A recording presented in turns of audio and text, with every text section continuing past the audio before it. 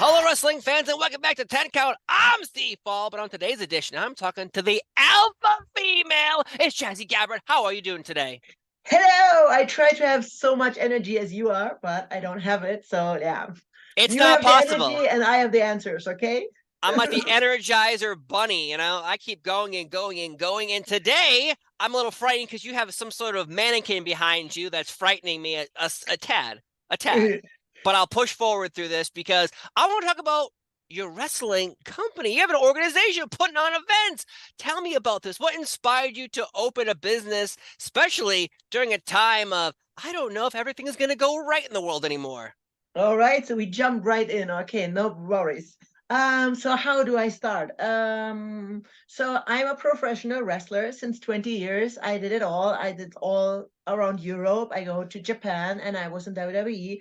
And then I didn't like it. I quit. And now I was like, okay, what I'm doing next? I'm too old for being in the ring anymore. So I thought, hey, let's have our own promotion.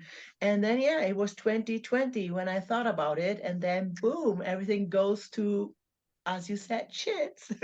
So I had to wait like 2 years. And then I did my first show in 2022. And it was successful. And now I still keep running. I have on May 20th my fourth show. And it's a lot of fun. It's a lot of stress, but it's more fun than anything. May 20th, people can come out to see your company. And I did see a picture of you with Tatanka, and that made me immediately jealous. Immediately wanted to say, how did this happen? How did the stars align? Because Tatanka, to me, growing up watching professional wrestling for over 20 something years now, he was my guy. Like him doing his dance around the ring. I call it Tatanking up, where and it was amazing. And he did lose his streak to Ludwig Borga, a man who was very, very mean and hated Americans at the time. But hey, a lot of people don't like Americans, and that's okay with me. That's okay. We're all in the wrestling bubble. We can all love each other. But at the same time, you mentioned it really off the cuff, but I guess let's jump into it. You work for the WWE, Hmm. who were in the Mae Young Classic, and we'll get to that in a minute. But you also said you quit WWE. Now, why? Because for some people, this is the be all end all. For you, clearly there was something going on in the company that you didn't agree with. And why was the reason you quit? So all my life I wanted, just like everybody else, wanted to work for WWE. It was like my big time dream, and I tried and I tried. I always said no. But then in 2017, they invited me to the Mae Young Classic, and it went amazing. Like I had two matches there. I had like standing ovation. The people were chanting for me, "Please sign Jazzy." So it was like lifetime moment. But unfortunately, my neck was really bad. So when they gave me a contract, you go there and have like like a checkup, full body checkup, and I found out that I had like a injured neck and I had to do surgery on it. And then of course they took back the contract. Sorry, I'm German, so my English is not that perfect. You sound great. I said English, yeah. And then I had a surgery in 2018, and then I tried and asked again. So they said, okay, one more time, we can try. So in 2019, they offered me a contract for WWE NXT UK. So I went to the Performance Center in the UK, and I kind of didn't like it. Like there was a lot of issues. We don't need to go into it again because there's a lot of articles about there. Like you just have a quick Google search and you find everything. And then like it was a 1 year contract, and after 1 year they asked me like, you want to renew, like what's the thing?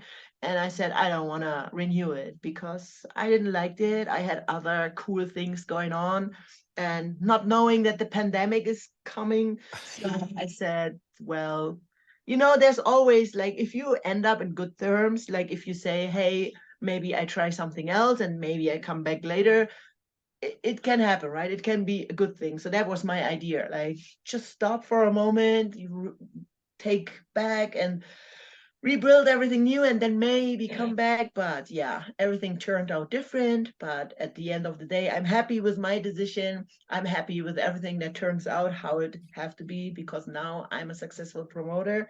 And if I would have been still with WWE, I would maybe just stand in the back somewhere at catering or something. I don't know. So you alluded to it for a second, though. Do you believe that the idea of not being used at all times is one of the reasons you left? Because I know there's articles out Uh, there, but I would like to talk about it for a second though, because the yeah. fact that you brought it up, be all end all, this is the dream, everyone wants this to happen. You have it happen. You're not happy with the situation you're in, obviously, and you leave the company. Now, I've talked to many NXT UK wrestlers about the situation there, and it seemed like some people had a great time, some people had a terrible time. Like there is no middle ground, it feels like NXT UK. So your experience was on the side of not having a good time? Yeah, not having a good time, but it was more because of my coworkers. I was used on TV straight away. Like I had a lot of TV time, so that was absolutely not the issue.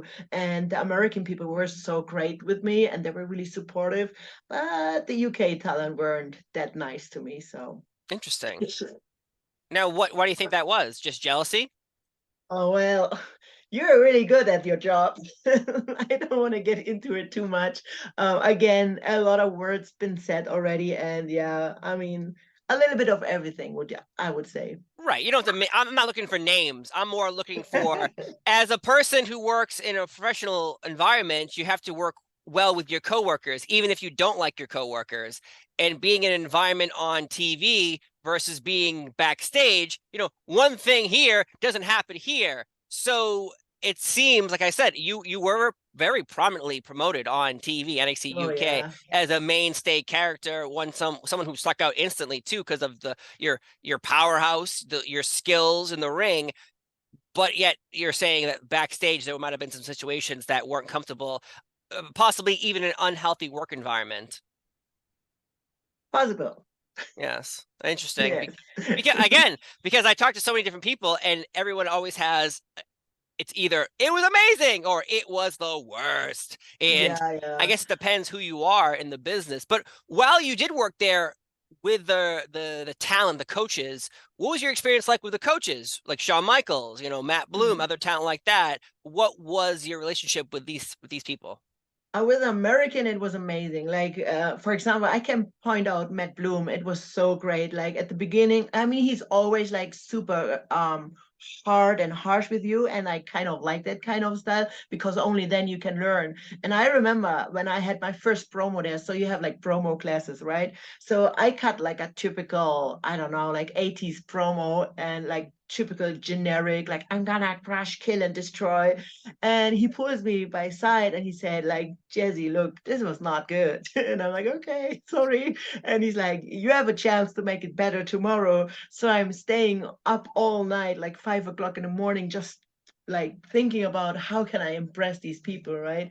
And then it was so fun, like there's like girls classes and the boys classes, and there's like three different classes Mhm. at the same time, and he was like busy over there, but he said like next day I'm going to take you by side and then you cut a promo again on me. So I'm waiting all day for my shot and I wanted to do it perfectly, so I'm really tense all day. And then they say, okay, class is over, everybody goes home. And then I'm like, oh my God. I'm like, and then he's like, haha, you thought you can go without doing the promo, right? I'm like, no, I didn't, sir. Like, I swear I was prepared. And then he got me into a room and then I cut my promo and he was so impressed. And I loved like how supportive he was. And every time, like they came like once a month, they come to the UK and I could manage to impress him every time with my promos because now I knew what he wanted. And it was so much fun to work with them. And also Shawn Michaels, like he gave us so much insight inside his brain. So it was amazing to work with the American superstars and with the coaches.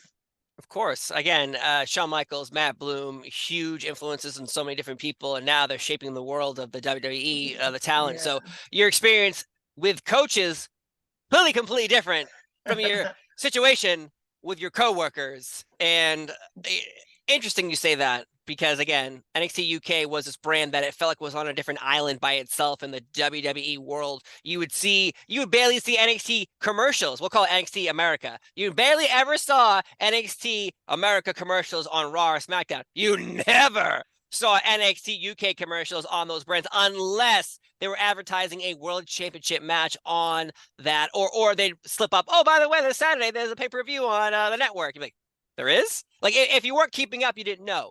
Yeah, how did you absolutely. feel about that at the time? Because again, you're putting in your heart and your soul, and you're putting in your work, and you consider this your dream, and yet the people in charge of promoting these events you're in charge they don't seem to be promoting them. Well, what do you mean? Like people in charge? I mean, aren't we as wrestlers, as employees, charge of it? I mean, now, like I'm always like I love marketing and I love promoting the shows I'm on because come on, I'm on, so please, my fans, come and see me. So I wonder why other wrestlers not doing it. And it was the same with NXT UK. I was proud to be a NXT superstar, you know. Yeah. I couldn't tell it about any other one. Like when I search in their whatever Instagram page, you barely can see they're working there. And I'm like, why is that? When you go on my page, you see all the time, you know, NXT UK, NXT UK. It's kind of annoying, to be honest. And I understand that, but why other people don't do it? And now, as I'm a promoter, I see the same. Why are you not saying you are my show? Why are you not saying, hey, Zero Sports Entertainment, let's go to the show? So why I need to remind the wrestlers all the time, please do it, do it. Like, I don't know, like I think we as wrestlers are responsible for the commercial. Like we are responsible to sell the tickets, you know, like Hmm. you know what I mean? Like there Yeah. don't have to be like any TV show or whatever to promote my show. I mean, that's on top. That's like super awesome, but we as a wrestler should do it. I think so. No, I agree with you, but that's like watching a movie where it's like, okay, say Iron Man. We'll just say, oh, Iron Man's coming out. Iron Man's Yeah. coming out. Okay, don't you expect Marvel to promote that movie versus just expecting Robert Downey Jr. to promote Iron Man? Like, wouldn't now I agree with you what you're saying. Why are Mhm. not more talent? If the company's not gonna put the money behind selling ads, well then the wrestlers technically with their social media accounts could do that for free for the Mhm. company. I guess it's really up Mhm. to the marketing team to convince the wrestler, hey, I need you to tweet this out. I need you to hashtag NXT UK. Yeah, But but why? Like, why can I we see not do both it ends. ourselves? Yeah, why Well, we cannot do it ourselves? because they don't want to work, they consider it working while they're not being paid. In their contract, I'm guessing it doesn't say you have to tweet out these things on these events on these days. I'm guessing. So they're No, you looking at it don't. as more work. Well, I'm not getting paid for this. Why would I do it? It's not, I don't know. It's nitpicking. Like if I get paid X amount of money, whatever, if I'm a free talent or like in contract with WWE, I get paid, whatever, you know? So True. go there and I don't know. It's the way I see it, as much more effort you put in. For example, I go to shows always dressed up nicely. I put on my freaking high heels and, you know, I take some effort because I know the promoter is taking a lot of effort. And believe me, when the promoter sees you and say, hey, she's taking it really serious, like she's really happy to be here, instead of looking at the other boy who's barely wearing any clean trousers, you know, like, do you don't care for my show? And the same as I'm as a promoter, look at the Instagram page or whatever. I'm like, oh, he seems not to care that he's on my show. I won't book him again and I won't give him a pay rise, you know. But if I see another person doing a lot of commercial for me and doing a lot of extra work, you know, then I'm like, hey, she's good to work with. So that's No, how I see it.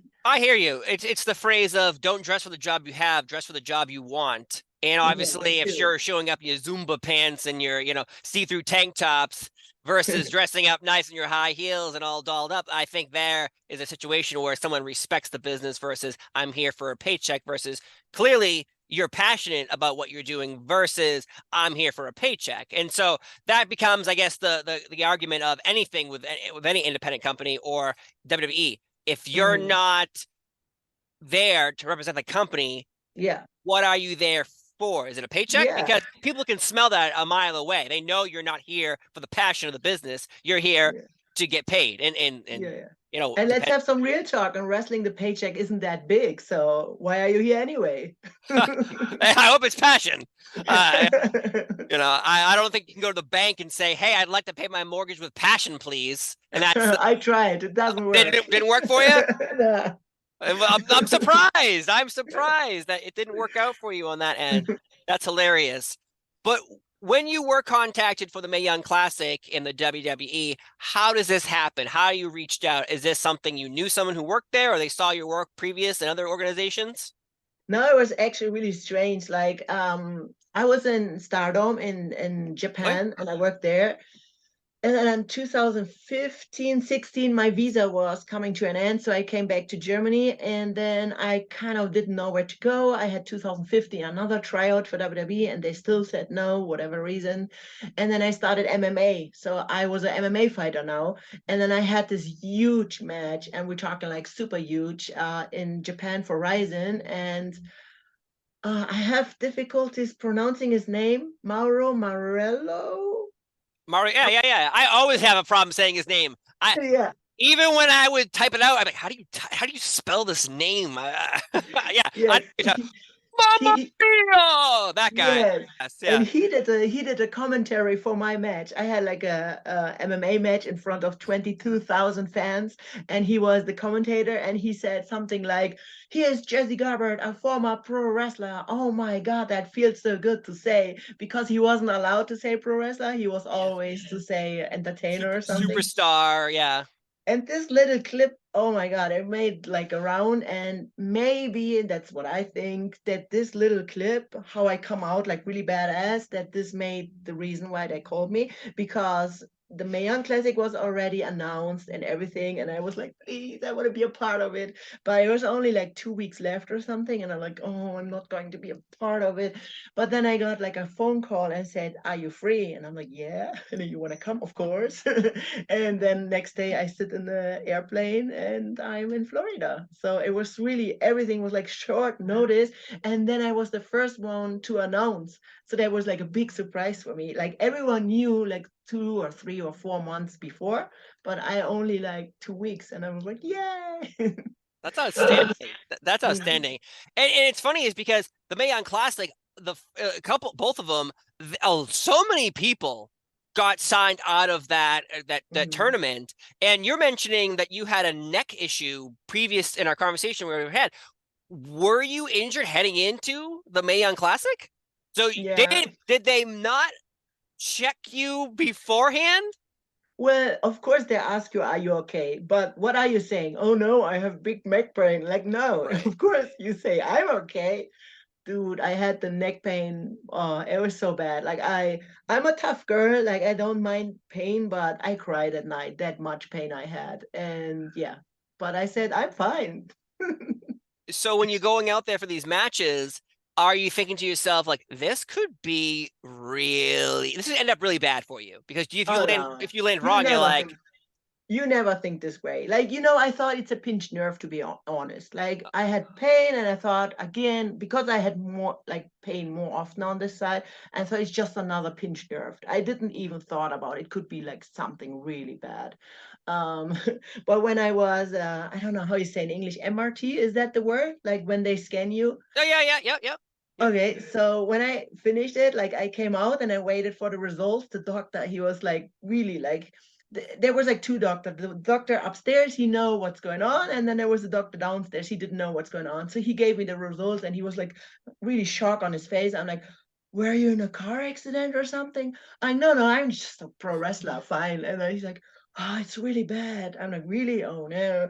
And then I go upstairs and I asked the doctor, because these results here, they were to go to send to WWE, right? So I'm saying to the doctor who knows what's going on, I'm like, "So how bad is it?" He's like, "Oh, really bad." I'm like, "Please, can we fake it? Can we maybe say it's not that bad?" He's like, "No, we can't." I was like, "Come on, let's send some other results." And he's like, "No, I can't. Like, Oh, only one thing can go wrong and you're paralyzed or something." I'm like, "Okay, okay, I accept my fate." interesting that the doctor is saying what you just said. The doctor is saying like, oh, if you go there and wrestle, you might be paralyzed, but yet you're heading into a tournament beforehand. Oh no, no, that was after. Oh, Like after. after. Okay, Yeah, okay, yeah, okay. I just want to yeah, make sure because, but yeah. but yet that statement alone, you must have been thinking like, oh my god, I was in these matches like a couple weeks ago, a couple months ago. Like maybe this could have gone terribly wrong for me if I No, landed. actually, I think because there was this one thing, right, where I had a match against Abby Lee, and I catch her from like a big, like from the top rope, and I catch her, and I'm thinking to myself, "Wow, I'm badass. I did that move with this injury." I'm like, "Yeah." So yeah, I'm crazy. So your mind is telling you one thing, your body's telling you another. Cl Yeah. Clearly. And then you mentioned in 2015 though, you got a tryout for the WWE, and they were like, "No, we're good." Why do you think that they Uh, turned you down at the time? um, like at that tryout, there was two people. It was Robbie Brookside and Mr. William. Steve, no, what? Yeah, William Regal, Steven Regal. William Reader, yeah. Yeah, yeah, yeah. I was like, Mr. Regal, how you're so polite to him. I know he might put in the Of best course, knock I you out. have a lot of respect for these two people. Of course. So they were responsible for the tryout, right? And they said no. And then when I was in NXT UK, I ask him why it didn't work back in the days. And they said my promo were shit. And I agree, they were shit. So it can be nothing or it can be big time. And yeah, my promo was really bad. So I tried, like, it's so difficult. Like sometimes they just look at you and say, okay, whatever, she don't need to talk. I mean, I'm a big monster in the ring. I don't talk anyways. I always be like the bodyguard or Yeah. something. I don't need to talk. And I don't know. I think they just didn't like me. So whatever. I don't know how they like you. I'm liking you right now. I'm having a great time. So Right? they're lost, my gain. Yeah. Interesting that you say that because you bring up a very good point. When you were talking about being a monster, I thought of like the Great Khali. You're telling me the Great Khali is cutting good promos? Are you telling me Great Khali's having good matches? No, never, not once. He might represent an entire country, and that's good, and that's great. But me as a viewer watching it, no, he was not good. Anyways, so Anyways. denying you a powerhouse, a monster type character because you couldn't talk is interesting because there are plenty of wrestlers who get managers. And I know managers don't really they kind of exist but not exist in today's world. But like you go back to the days of Bobby Heenan or Jimmy Hart or everyone like that. Paul Bear. You think Undertaker was cutting promos saying "Rest in peace"? No, it was Paul. It was Paul Bear doing all the work. Oh yes, and all that good stuff. I could do a whole Paul Bear promo if you want me to. No, I won't. Okay. I Okay. won't. I won't. I won't do that for you. I won't do that for you.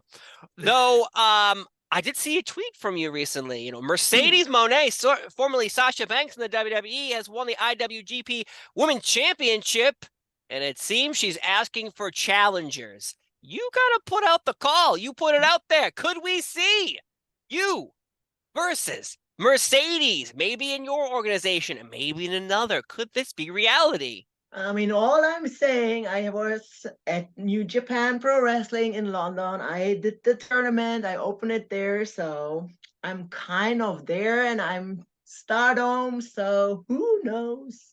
I This is money. This is money on the table. All right. Yeah, I think so too. So I don't want to hear who knows. I want to hear when and where. I'm not here to spill it.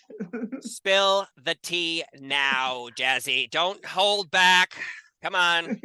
All I'm saying, May 20th, come to Basel, Switzerland, Zero Sports Entertainment, my show. Come to my show, support me big time.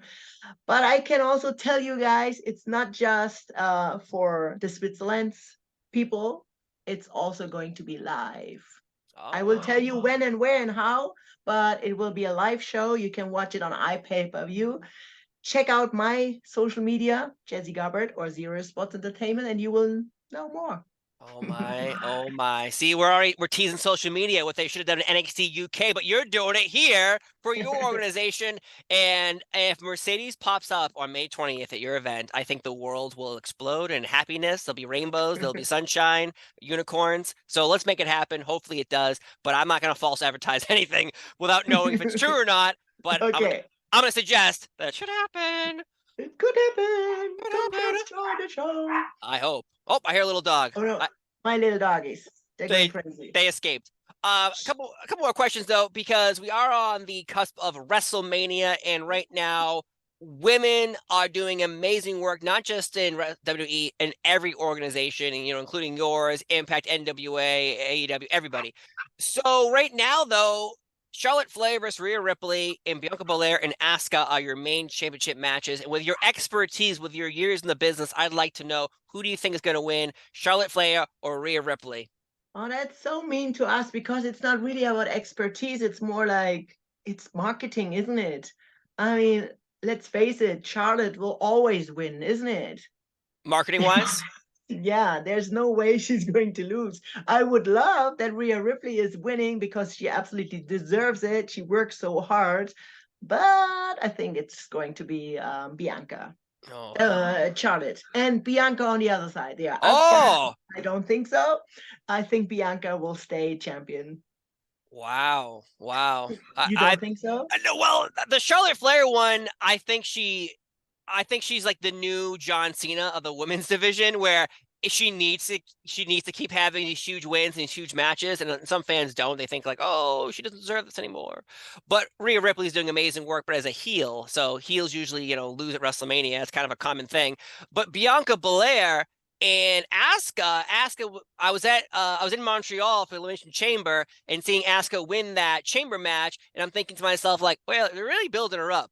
Like, Bianca Belair is on a winning streak at WrestleManias. Do you want to keep this? Do you want to have a new streak? Undertaker's got destroyed at WrestleMania 30 against Brock Lesnar, so I want Bianca to win, but it really kind of squashes everything Asuka's growing and building instantly by losing this matchup. Because what, you're gonna rematch next month? And she beats her But I what? don't think that Asuka needs to win WrestleMania. I don't think she's super strong with her gimmick, with everything. She don't need the win. True.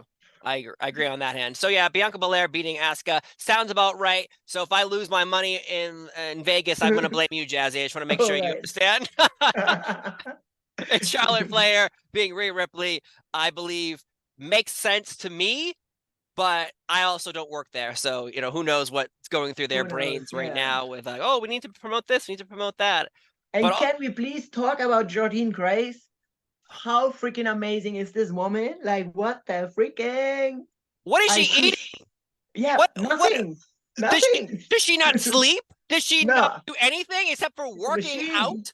Yeah, she's a machine. Like, seriously, like, my friend just came over and he's like, what is this?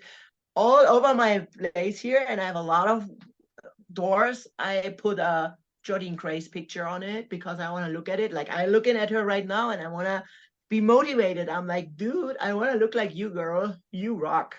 And of course she has put up a before and after photo of herself, say 2 years ago versus now, and nothing wrong with her 2 years ago, No.